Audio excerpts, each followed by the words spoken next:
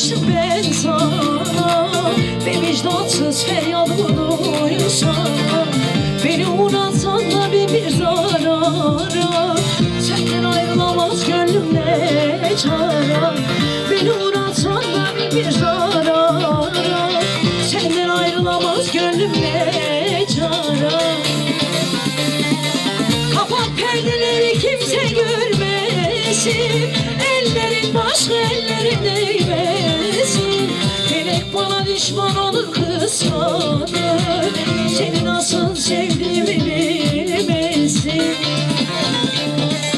Kapat perdeleri kimse görmesin, ellerin başka ellere değmesin.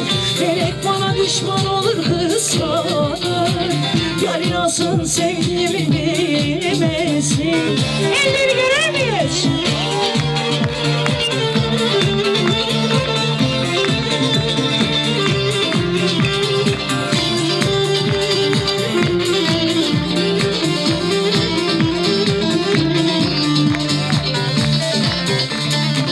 Çekerim derdi sana gelmesin, yokluğunda bir an yüzüm gülmesin. Senden ayrı kalmam bunu bilesin, gülen gözlerimin sebebi sensin. Senden ayrı kalmam bunu bilesin, gülen gözlerimin sebebi sensin.